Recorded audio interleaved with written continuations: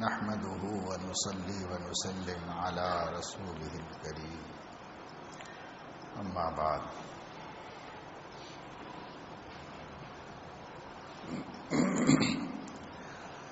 قال الله تبارك وتعالى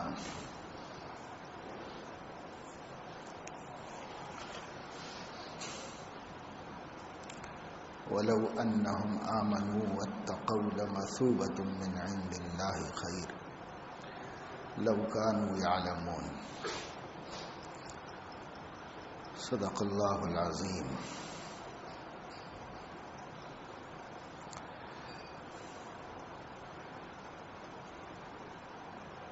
مومن کا کام دنیا میں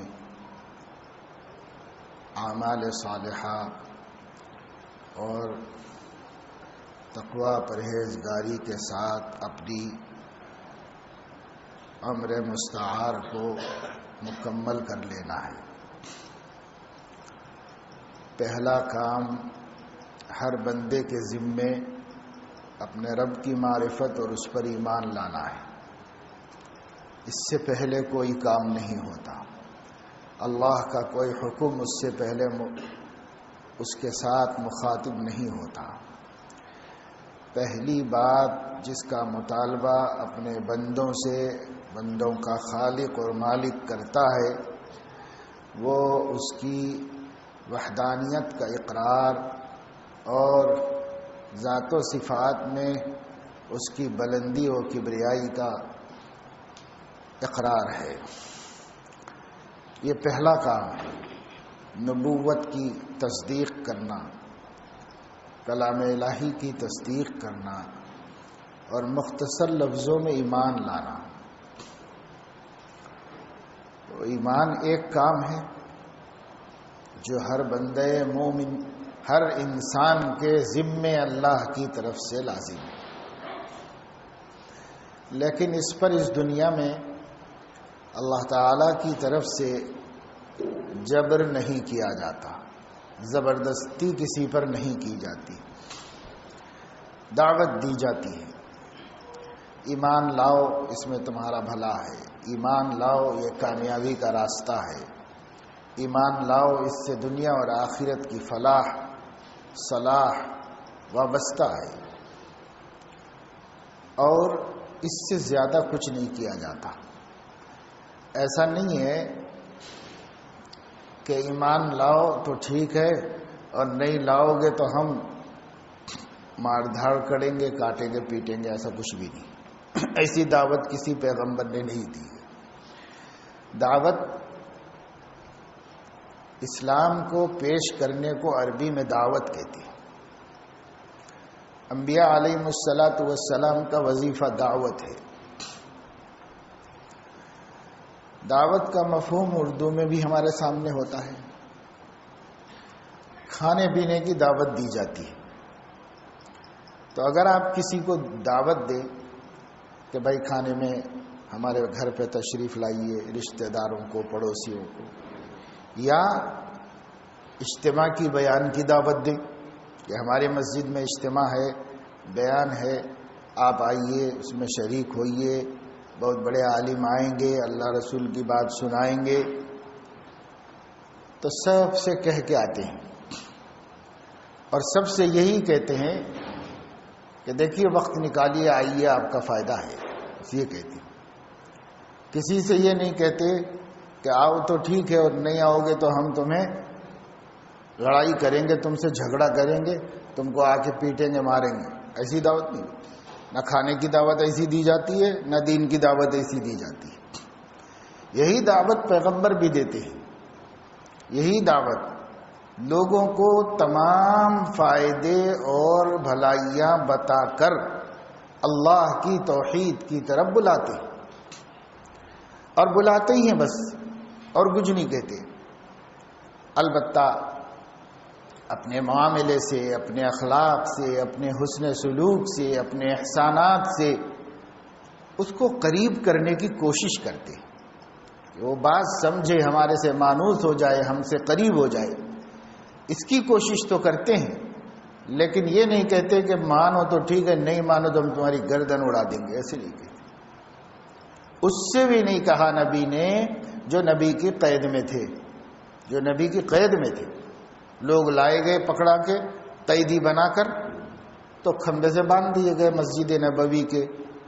پھر حضور علیہ الصلاۃ والسلام تشریف لائے تو آپ نے ان کے سامنے جا کر ان کو اسلام کی دعوت دی، مگر اس نے کہا میں نہیں، میرا ارادہ نہیں ہے، میں نہیں مسلمان ہونا چاہتا، تو چھوڑ دیا آپ نے۔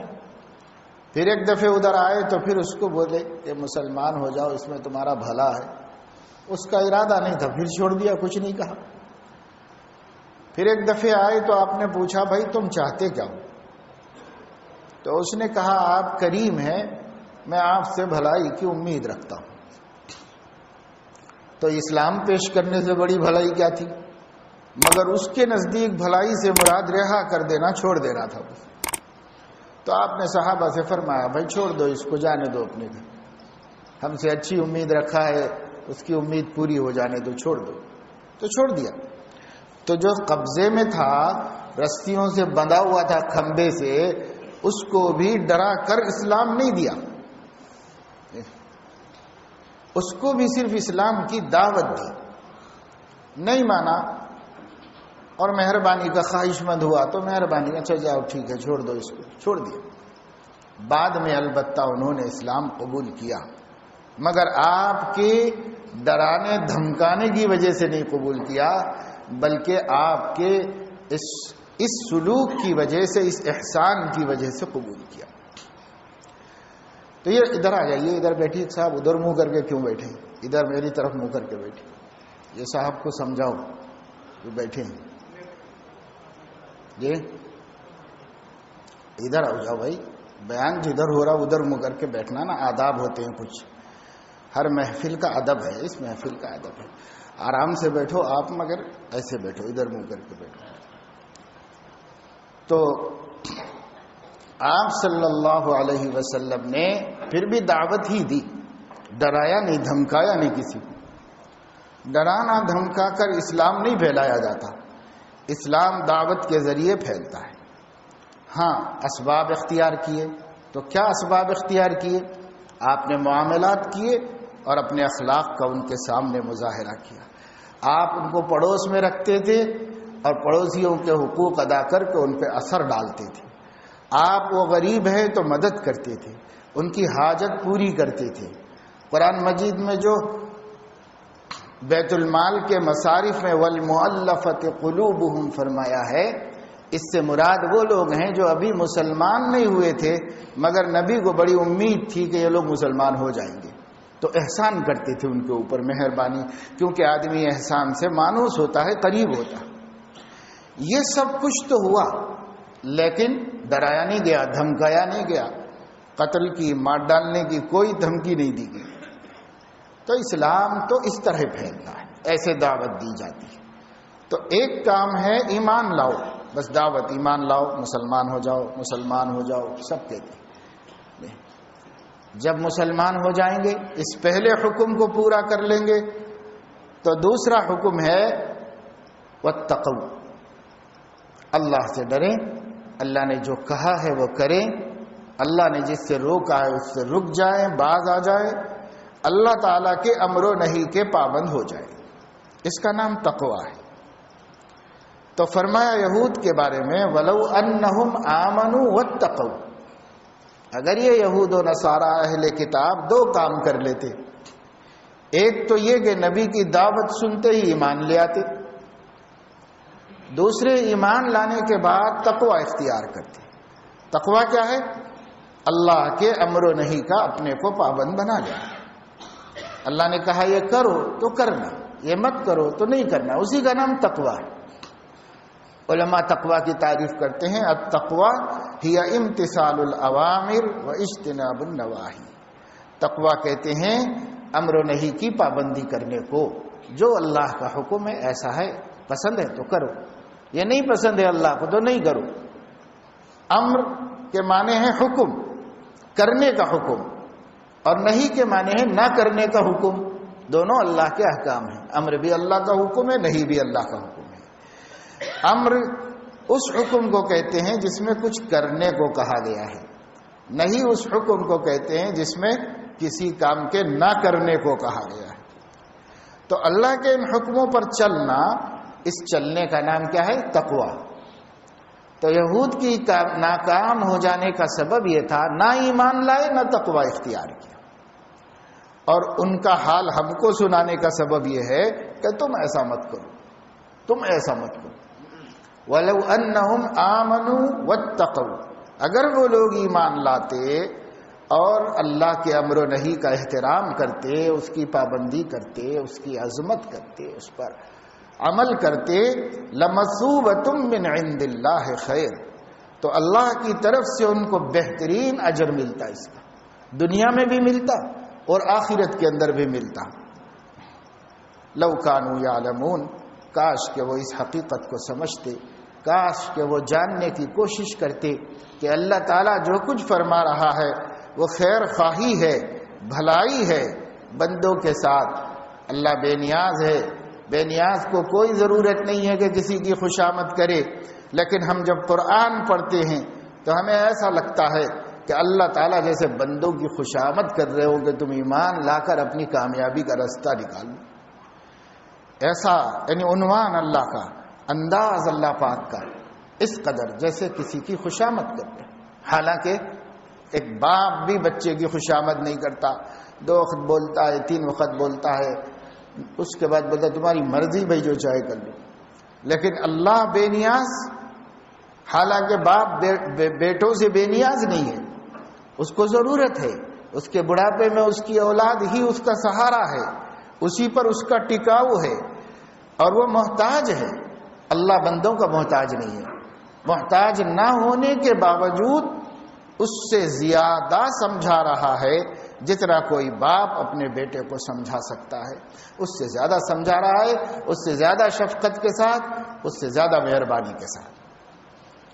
تو لو انہم آمنوا واتقوا لمثوبۃ من عند اللہ خیر، اگر وہ لوگ ایمان لاتے اور تقوی اختیار کرتے، یعنی اللہ اور اس کے اللہ کے امر و نہی نبی کے ذریعے پہنچتی ہے، تو رسول کی اطاعت اللہ ہی کی اطاعت ہے۔ من یطع الرسول فقد اطاع اللہ، نبی کوئی حکم بناتا نہیں ہے، نبی سب حکم اللہ کی طرف سے بتاتے ہیں۔ جو قرآن میں ہے وہ بھی اللہ ہی کی طرف سے انہوں نے پہنچایا ہے، جو حدیث میں ہے وہ بھی اللہ ہی کی طرف سے انہوں نے پہنچایا ہے۔ نبی خود امر و نہی نہیں کرتے، نبی اللہ کے امر و نہی کو بندوں تک پہنچاتے ہیں۔ تو نبی پاک صلی اللہ علیہ وسلم نے بات پہنچائی تھی، لیکن یہود نے نہیں مانی، امر بھی نہیں مانا، نہی بھی نہیں مانے، ایمان بھی نہیں لائے۔ تو اس کا نتیجہ یہ ہوا کہ باءوا بغضب من اللہ وضربت علیہم الذلۃ والمسکنہ، اللہ نے فرمایا کہ یہود وہ اللہ کی طرف سے غضب کی زندگی گزارتے اور ان کے اوپر مار دی گئی ہے ذلت کی، اور مسکنت و محتاجی کی مار دی گئی ہے اللہ کی طرف سے۔ لوگ کہتے ہیں، ہم لوگ بھی کہتے ہیں، کوئی بھی کام خراب ہوا تو یہ یہودیوں کی سازش ہے، کہیں کوئی حادثہ ہو گیا تو یہ یہودیوں کی سازش ہے، اور ہم یہودیوں پہ ڈال دیتے ہیں، اور یورپ جو ہے مسلمانوں پہ ڈال دیتا ہے کہ صاحب یہ کوئی مسلمانوں کے یہ دہشت گرد مسلمان ہیں، یہ سب گڑبڑ کرنے والے مسلمان ہیں، جہاں کچھ ہوگا تو وہ نزلہ مسلمانوں پر گرائیں گے، اور ہمارے علم میں بات آتے ہی ہم فوراً کہیں گے یہ یہودیوں کی سازش ہے بس۔ لیکن ہم یہ غور نہیں کرتے کہ یہودی تو سازشی ہیں ہی، وہ کر ہی رہے ہیں سازش، اس میں تعجب کیا، وہ نئی بات کیا۔ لیکن بات یہ ہے کہ جن عادتوں کی وجہ سے یہود خدا کے غضب کے مستحق ہوئے، کیا وہ عادتیں خود ہمارے اندر نہیں ہیں؟ اور جب وہ عادتیں ہمارے اندر بھی موجود ہیں تو انہی کے سر کیوں ڈالا جائے؟ اپنے سر پر بھی تو لینا چاہیے کہ ہماری وجہ سے ہو رہا ہے یہ سب ہماری سازشیں ہیں۔ یعنی اسلام کے خلاف کرنے میں ہم کسی سے پیچھے تھوڑا ہی ہیں، اسلام کے خلاف تو ہم بھی کوششیں کر رہے ہیں۔ اسلام کے خلاف جو دشمنان اسلام ہیں وہ زبان سے بھی کر رہے ہیں، دل سے بھی کر رہے ہیں، عمل سے بھی کر رہے ہیں، اور ہم لوگ زبان سے تو اسلام کو صحیح کہتے ہیں اور الحمدللہ دل سے بھی اس کی تصدیق ہی کرتے، انکار نہیں کرتے ہیں، لیکن عمل سے وہی کرتے ہیں جو یہود نے کیا، یعنی امر و نہی کی پابندی نہیں۔ دو کام کرتا، ایمان لاؤ تو الحمدللہ ایمان لائے ہم لوگ، جو لوگ نہیں لائے وہ نہیں لائے، ان کی قسمت، لیکن ہم لوگ تو لائے، اور ایمان لائے ایک کام ہو گیا۔ دوسرا کام یہ ہے واتقوا، اللہ کے امر و نہی کی پابندی کرو، اس کے بعد موت تک، آخری سانس تک اللہ کے امر و نہی کی پابندی کرو۔ صحت میں ہے تب بھی، بیمار ہو تب بھی، سفر میں ہو تب بھی، گھر پر ہو تب بھی، مالدار ہو تب بھی، غریب ہو، محتاج و مفلس و فاقہ کش ہو تب بھی، اقتدار پر ہو تب بھی، اور محکوم ہو تب بھی، رعایا کی شان میں بھی اور بادشاہ کی صورت میں بھی کرنا ہے۔ واتقوا، ایمان تو لائے الحمدللہ، ایمان ہے، اللہ کا بڑا کرم ہے، ایمان تو ہے، تو آدھا کام ہو گیا ہے، آدھا کام باقی ہے کہ امر و نہی کی پابندی کرو۔ کیا اللہ فرما رہے ہیں معلوم کرو، چلو، اس کی خلاف ورزی مت کرو۔ اب ہو جائے گی، بندے سے ہوتی ہے، جب بھی ہو جائے تو باقی مت رکھو، توبہ کر لو، باقی مت رکھو، توبہ کر لو، بار بار کرو، جتنی دفعہ ہو جائے کر لو، تو اس کو اللہ بغاوت میں شمار نہیں کرتا۔ جس کے اندر ندامت ہے اس کو اللہ باغی نہیں سمجھتا۔ حدیث میں ہے التوبہ ہی الندامہ یا التوبۃ الندامۃ۔ اللہ کے نبی صلی اللہ علیہ وسلم نے فرمایا توبہ کیا ہے؟ توبہ اپنے کیے پر پچھتانے کا نام ہے، اپنے کیے پر پچھتانے اور اللہ کی ذات سے شرمانے کا نام توبہ ہے۔ اور اگر کوئی پچھتاتا نہیں ہے تو 10,000 مرتبہ تسبیح پڑھے، استغفر اللہ استغفر اللہ استغفر اللہ، اس کا نام توبہ نہیں، اس کا نام ٹائم پاس ہے۔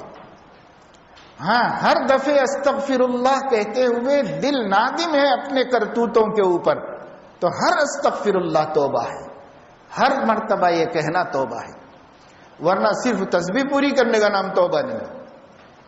توبہ نام ہے التوبۃ الندامہ، دل شرمندہ ہو، میں نے ایسا کیوں کیا، میں نے اللہ کی یہ نافرمانی کیوں کی، میں نے اپنے حبیب کی اس سنت کو کیوں ترک کیا، کاش کہ میں ایسا نہ کرتا، کاش اسی وقت مجھے عقل آتی، کاش اسی وقت ذرا ہمت ہو جاتی، میں اس سے بچ جاتا۔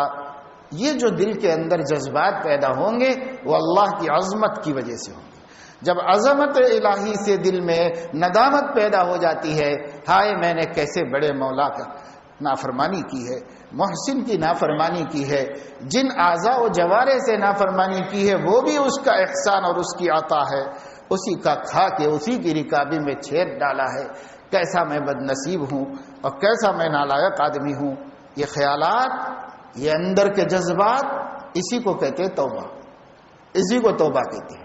بس اس کے ساتھ ساتھ زبان پر یہ بھی آ جائے اللہ مجھے معاف کر دیجئے تو اور اچھی بات ہے، ورنہ دل کے ان جذبات کو بھی اللہ قبول فرما لیتا ہے۔ مگر زبان سے کہنا سنت ہے، اس لیے استغفار بھی کرے، زبان سے بھی کہے کہ اللہ معاف کر دیجئے، اب تو کر دیا تھا میں ایسا، اگلی دفعہ ایسا موقع کوئی آئے گا تو میں ہمت سے کام لوں گا اور آپ کی عظمت کا خیال رکھوں گا۔ وعدہ کر لو اللہ سے، توبہ کر لو، قصہ ختم۔ اب خدا نہ خواستہ اگلی دفعہ کوئی ایسا موقع آیا اور اس موقع پر بھی ہم ہار گئے تو کوئی بات نہیں، پھر نادم ہو جاؤ، پھر توبہ کر لو، پھر توبہ کر لو نادم ہو کر۔ کتنی دفعہ کریں؟ تو ہم سے کوئی پوچھے گا تو ہم کہیں گے بھائی 10 دفعہ کروں گا معاف، اس کے بعد میں تو معاف نہیں کروں گا، نکال کے باہر کر دوں گا۔ کوئی مالک تیار نہیں ہے، کوئی باپ تیار نہیں ہے، کوئی ماں تیار نہیں ہے، ہم کہتے ہی رہے زبان سے، ارے کتنی دفعہ بھائی یہی کرتے جاتا ہے، معافی معافی، کتنی دفعہ معاف کروں؟ یہ سوال پیدا ہوتا ہے، کتنی دفعہ معاف کروں؟ اور ایک دفعہ ایسا ہوا کہ حضرت شیخ الحدیث مولانا زکریا رحمۃ اللہ علیہ کے ایک خادم تھے، وہ ہمیشہ الٹا بات سمجھتا نہیں تھا گڑبڑ کرتا تھا، بات سمجھتا نہیں تھا گڑبڑ کر دیتا تھا، اور یار بھائی میں تو ایسا بولا تھا، یہ کیا کیا تو نے؟ تو حضور معاف کر دو، مجھے غلطی ہو گئی، معاف کر دو، بس فوراً معافی مانگ لیتا تھا۔ تو ایک دن حضرت نے غصے میں فرمایا ارے یہ روز یہی کرتا رہتا ہے، کتنی دفعہ معاف کروں میں تجھے؟ تو حضرت مولانا الیاس صاحب رحمۃ اللہ علیہ، ان کے چچا بڑے عالم تھے، وہاں بیٹھے ہوئے تھے. تو شیخ نے لکھا ہے کہ انہوں نے آ کر میرے کان میں یہ کہا جتنی دفعہ اپنی معاف کرانا چاہتے ہو اتنی دفعہ اس کی معاف کر دو. اپنی غلطیاں اللہ سے جتنی دفعہ معاف کرانا چاہتے ہو اتنی دفعہ اپنے چھوٹوں کا معاف کر دو. اس لیے کہ کہاں تک بھگتوں؟ تو اتنا بھگتو جتنا اپنا بھگتوانا چاہتے ہو، یعنی اللہ سے معاف کرانا چاہتے ہو، اللہ سے معاف کرانا چاہتے ہو. تو ہم تو یہ چاہتے ہیں کہ دن میں 100 مرتبہ غلطی کروں تو اللہ معاف کر دے. ہم تو یہی چاہتے ہیں. دن میں 1000 دفعہ کروں تو بھی اللہ ہمیں معاف ہی کر دے. تو جب تم اپنے لیے اللہ سے جو چاہتے ہو اپنے چھوٹوں کے لیے وہ کرو. کتنی دفعہ کا کیا سوال ہے، کتنی دفعہ کا کوئی سوال نہیں. تو خیر میں یہ عرض کر رہا تھا کہ توبہ نام ہے ندامت کا. انسان اپنے گناہوں کے اوپر نادم تو رہے، شرمندہ رہے، کبھی یاد آ جائے، خیال آ جائے تو ذرا ہمارے رونگٹے حرکت تو کریں جسم کے، ذرا ہمارے آنکھوں میں آنسو تو آ جائے. اتنا آنسو جس سے کم پلکیں تر ہو جائیں. نہیں ہو گئے، سخت ہو گئے تو کیا کرتے؟ بلکہ صدیق اکبر رضی اللہ تعالیٰ عنہ نے تو فرمایا وہ بھی نہیں ہو سکتا تو ایکٹنگ کرو، اللہ کے سامنے منہ بناؤ، رونے والوں کے جیسا منہ بناؤ، اللہ کے سامنے رونے والوں کی جیسی آواز نکالو. اتنا بھی کرو تو بھی اللہ قبول فرمائے، کیونکہ وہ کریم ہے. کریم ہے، اس کو تو بہانا چاہیے، کسی بہانے سے بندے کو معاف کرے. اس کا یہ مطلب نہیں ہے کہ ہم گناہ کرتے رہیں. اس کا مطلب یہ ہے کہ گناہ ہوتا رہے تو یہ کرو، کرنا تو نہیں چاہیے. ارادہ پختہ ہونا چاہیے. نہیں بھائی، ہم امر و نہی کی پابندی کریں گے، جو حکم ملے گا پورا کریں گے، جہاں روکا جائے گا قدم روک لیں گے. دنیا کی کر رہے ہیں، حکومتوں کی کر رہے ہیں، ایسا کیوں بھائی؟ ارے نہیں ایسا نہیں ہے. لوگ ٹیکس کے قوانین میں نہ چاہ کے بھی عمل کر رہے ہیں، جا رہے ہیں، جلدی میں ہیں، نکلنا چاہتے ہیں. سنجیدہ سمجھدار آدمی ہے تو اگر اس کے سامنے لال بتی جل جائے گی تو رک جائے گا، جب تک گرین سگنل نہیں ملے گا کھڑا رہے گا. حالانکہ جلدی ہے، چاہ رہا تھا کہ نکل جاتا تو اچھا. لیکن بھائی کیوں عمل کر رہے ہو؟ کہ بھائی ایک اچھے شہری رہنے، باوقار زندگی گزارنے، کیوں ہم کو پولیس والا پکڑے اور کیوں ہم سے تاوان لے، کیوں ہماری شرمندگی ہو؟ جو آدمی یہ چاہتا ہے وہ عمل کر رہا ہے، عمل کر رہا ہے، ڈسپلن سے رہتا ہے، قانون کی پابندی کر رہا ہے. قانون کس کا ہے؟ مخلوق کا ہے، بس ہمارے امن اور راحت کے واسطے ہے تو اس پر عمل کر رہے ہیں. اور خالق کا قانون وہ امن اور راحت کے واسطے نہیں ہے، وہ بھی امن اور راحت کے واسطے ہے. جیسے لال بتی دیکھ کر بھی اگر ہم تیزی سے نکل جائیں تو خطرہ ہے کہ کوئی ایکسیڈنٹ ہو جائے، تصادم ہو جائے اور اس کی وجہ سے ہماری ٹانگ ٹوٹ جائے، آنکھ پھوٹ جائے، سر پھٹ جائے، ہو سکتا ہے. اس کا خطرہ ہوتا ہے. اس خطرے سے بچنے کے لیے قانون پر عمل کرتے ہیں، کراتے ہیں، کرتے ہیں. پیغمبر بھی یہ کرتا ہے. تمام دنیا آخرت کے نقصانات سے بچانے کے واسطے، خطرات سے بچانے کے لیے بندوں کے مالک کے قانون پر خود چلتا ہے اور پوری امت کو چلاتا ہے. اسی کے لیے انبیاء آتے ہیں. چلو تم کو اللہ تعالیٰ امر تو یہ گرین سگنل ہے، بڑھ جاؤ آگے، نہیں تو یہ ریڈ سگنل ہے، رک جاؤ بس. قرآن مجید بھی یہی کہتا ہے، ما آتاکم الرسول فخذوہ وما نہاکم عنہ فانتہوا. تم کو رسول جو دیں تو لے لو اور جس سے روکے تو رک جاؤ. اس کا نام ہے دین، اس کا نام دیندار ہے. ہم دین کو پوری طرح سمجھتے نہیں، مختصر سمجھنا ہے تو اس کو سمجھو. یہ آیت کا ٹکڑا ہے، ما آتاکم الرسول فخذوہ وما نہاکم عنہ فانتہوا. جو رسول حکم دیں فوراً لے لو، عمل کرو، اور جس سے رسول ہمارے روک دیں تو فوری رک جاؤ اور اس پر عمل مت کرو. یہ کیا ہے؟ یہ پورے دین کی تعریف ہے. یہ چھوٹا سا جملہ قرآن، یہ پورے دین کی تعریف ہے. ایمان لانے کے بعد بدیہی کام کرنا ہے آدمی کو. اور اگر ہو نہیں پا رہا ہے تو کیا کرے؟ تو قرآن کریم کا اسلوب یہ ہے کہ قرآن جہاں بھی کوئی مشکل حکم دیتا ہے اس سے پہلے یا اس کے بعد میں اس پر عمل کا آسان ہونے کا طریقہ بتا دیتا ہے فوراً، کیونکہ احکام کسی جابر کے نہیں ہے، رحمان کے ہیں، اس لیے رحمان اس کے ساتھ ہی طریقہ بھی بتا دیتا ہے کہ دیکھو ایسا کر لو تو آسان ہو جائے گا۔ تو اب جو اتنا بڑا حکم دیا، ہر کام میں نبی کو دیکھو وہ کیا کہتے ہیں، وہ اجازت دے تو کرو، وہ منع کریں تو رک جاؤ، تو کام تو بڑا مشکل ہے، آسان کیسے ہوگا؟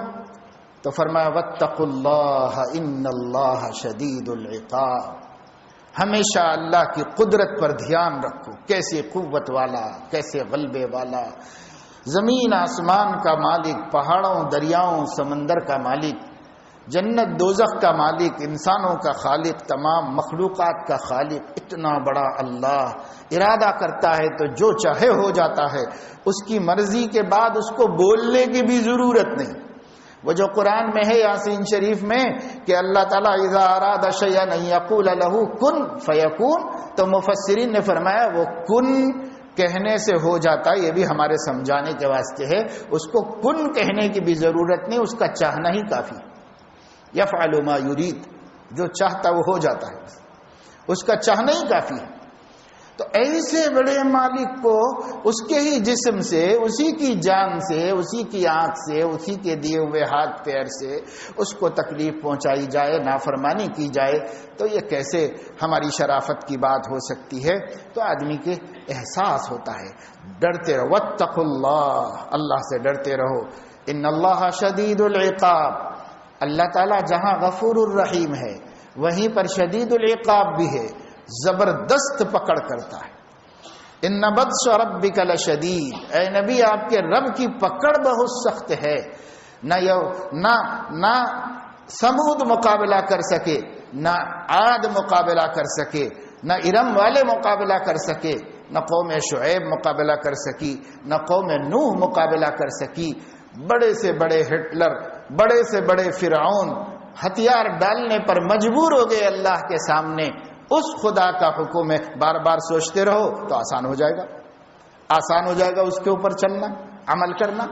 پھر غلطی ہو گئی تو اب تھوڑی دیر کے لیے سوچو کہ ایسا کوئی جابر اور ظالم حاکم نہیں ہے میرا مولا تو رحمان ہے، مہربان ہے، حلیم ہے، کریم ہے، غفور الرحیم ہے، میں معافی چاہوں گا تو ضرور معاف کرے گا، لہذا توبہ کرو، استغفار کرو، معافی مانگ لو، اور پھر اس کے عقاب سے ڈر کر کے کام پہ لگ جاؤ۔ پھر کوئی غلطی ہو جائے تو اس کی رحمت سے امید لگا کے معافی مانگ لو۔ اسی کو کہتے ہیں الایمان بین الخوف والرجاء، ایمان امید اور ڈر کے بیچ بیچ میں رہتا ہے۔ نڈر ہو گئے اللہ سے تو ایمان نہیں، اور اللہ سے ایسی توقع لگا رکھے کہ بغاوت پر آ گئے تو یہ بھی ایمان نہیں۔ ایمان بین بین ہے، بیچ میں ہے ایمان۔ تو ہم ایمان کی شاہراہ پہ چلیں۔ مختصر یہ کہ اللہ نے ایک چھوٹی سی آیت میں مریض یہود کا مرض بتا کر امت محمدیہ کو اس سے بچنے کی دعوت دی ہے۔ وَلَوْ أَنَّهُمْ آمَنُوا وَاتَّقَوْا، اگر اہل کتاب ایمان لاتے اور اللہ کے امر و نہی کا احترام کرتے، لَمَثُوبَةٌ مِّنْ عِندِ اللَّهِ خیر، اللہ کی طرف سے دنیا آخرت میں بھلا بدلہ پاتے۔ لَوْ كَانُوا يَعْلَمُونَ، کاش کہ انہیں اب بھی یہ بات سمجھ میں آ جائے۔ جہاں یہود کو آیت دعوت دے رہی ہے، ہم کو بھی دے رہی ہے، بس تم اس کا اعادہ مت کرو، اس کی نقل مت کرو، تم ایمان والے ہو، ماشاءاللہ آدھا کام ہو چکا ہے، اب تم واتقوا پر بھی آ جاؤ، ہر کام اللہ کی چاہت کے مطابق اور نبی کے حکم کے مطابق کرتے چلے جاؤ، ہمت کرو، ہمت سے ہر کام آسان ہوتا ہے۔ ہمت مرداں مدد خدا، پرانا مقولہ ہے۔ جب آدمی ہمت، عزیمت والا آدمی ہمت ارادہ کر لیتا، اللہ کی مدد غیب سے آتی ہے۔ طے تو کر کے دیکھو مجھے یہ گناہ کرنا ہی نہیں ہے، تو پھر دیکھو کیسے غیب سے اللہ کی مدد آئے گی۔ ہم خود اپنی زبان سے خوش ہو کر سنائیں گے، کہیں گے کہ ایسے اللہ نے بچایا، ایسے بچایا اللہ پاک نے، میں تو سوچ بھی نہیں سکتا تھا کہ بچوں گا، مگر میرے اللہ نے بچا لیا۔ تو ارادہ ہمارا ہو نا، ہمارا ہو، اور طاقت اللہ کی آ جائے گی. تو اس کی طاقت سے کیا نہیں کر سکتے؟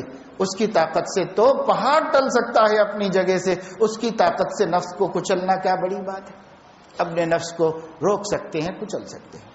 اللہ تعالیٰ اپنے فضل و کرم سے مجھے آپ کو سب کو توفیق دے کہ جہاں اس کے کرم سے ہم ایمان والے ہیں، وہیں اس کے فضل و کرم سے ہم تقوی والے بھی ہو جائیں اور اللہ کے امر و نہی کا احترام کرنے والے بن جائیں.